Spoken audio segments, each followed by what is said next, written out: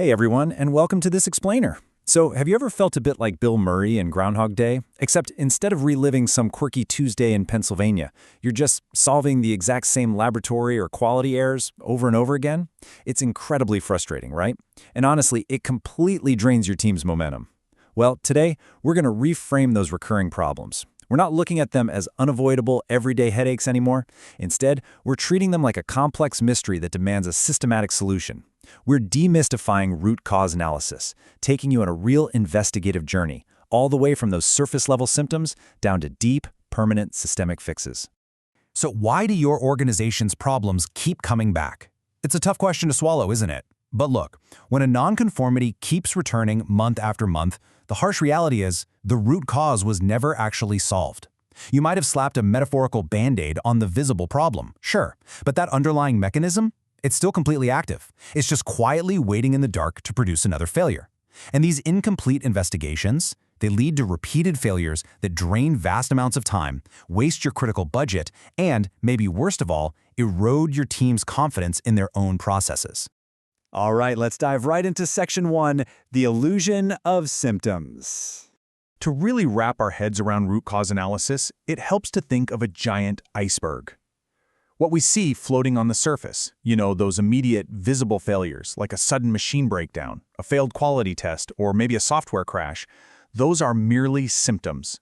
They're literally just clues pointing to something much larger. Because the real danger, the massive bulk of the problem, lies hidden way beneath the waterline.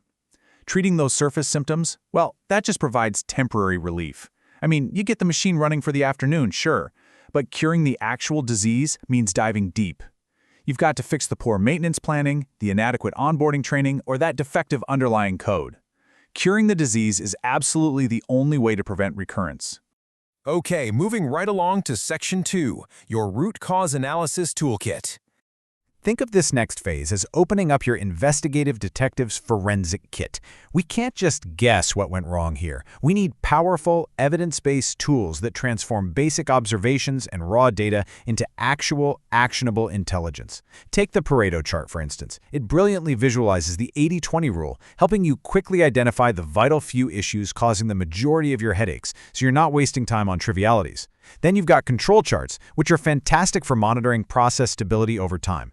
They basically tell you if an error is just a random blip or a fundamental shift in your entire system. And finally, the fishbone diagram, which is, well, it's arguably the most powerful way to categorize the total chaos of a major failure into a really clear visual map.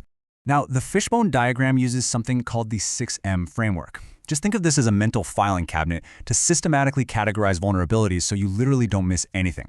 You map out potential causes across man, machine, method, material, measurement, and environment. So for machine, for example, we aren't just talking about a gear visibly snapping in half, right? We're investigating things like invisible calibration drift over a 6-month period. For method, it's about asking if your standard operating procedures are actually clear, or are they just confusing workarounds that were never officially approved? This framework physically prevents your team from prematurely jumping to conclusions. Plus, it engages everyone in structured, holistic problem solving. Which brings us to Section 3, uncovering the true cause. Reaching the actual root cause means we have to push aggressively past those immediate triggers. And here is a crucial paradigm-shifting point you need to remember. Human error is a symptom, not a root cause. Imagine a highly skilled veteran technician makes a simple typo that somehow ruins an entire batch of product. Blaming them? That's the easy way out, and it entirely masks the underlying process weakness. Ask yourself, why were they fatigued? Was it a systemic failure of assigning excessive workloads during peak times without any backup? Was the software interface just poorly designed? Listen, if your root cause analysis ends by shrugging and writing down human error, you haven't even finished asking why. To successfully push past that human error excuse, we use the 5 whys technique. Now, utilizing this might make you sound a little bit like an inquisitive toddler who just won't stop asking, but why? But trust me, it is a devastatingly effective tool for progressive revelation. Let's trace a rejected sample tube together. Step 1.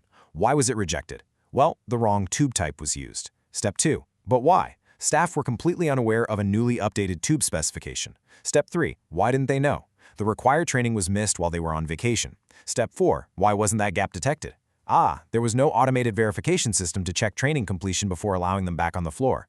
Step 5. Why? because of fundamentally ineffective change management at the executive level. Do you see how fast that investigation moved? We went from a simple mistake on the floor to a massive systemic gap in just 5 questions. And that leads us into Section 4, Fixing the Problem for Good. This brings us to the final and really the most vital phase of the investigation, deploying a long-term solution. Look, there is a massive, absolutely critical distinction between fixing a symptom and fixing a system. Correction is completely reactive. It's grabbing a fire extinguisher and putting out the immediate fire. It's fixing a flawed test report, apologizing to the client, and just moving on with your day. Corrective action, however, that is cause-focused. It's structurally fireproofing the entire building.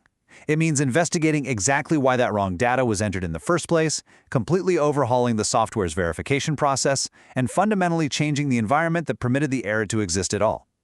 If your organization relies solely on those temporary corrections without conducting systemic reviews, you are inevitably going to fall into what's known as the cycle of failure. First, you suffer from recurring nonconformities. Second, you fall into a vicious, resource-straining efficiency trap. And we really have to acknowledge the human cost here too. I mean, nothing drains a brilliant team's morale faster than realizing they are spending their entire week fighting the exact same fires they fought last week. It just breeds apathy. And finally, you face sharply increased compliance and accreditation risks. Why?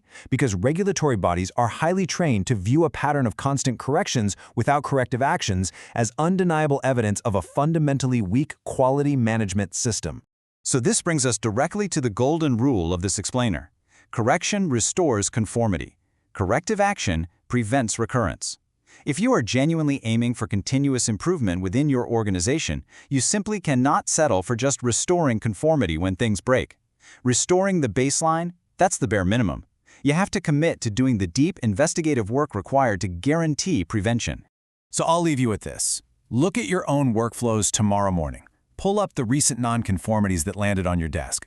Are you just treating symptoms, or are you actually curing the system? It's time to eliminate those recurring issues at their absolute core. Shift your entire team's mindset from reactive firefighting to proactive structural improvement. Go out there and start building systems that are truly, powerfully immune to repeating the same mistakes.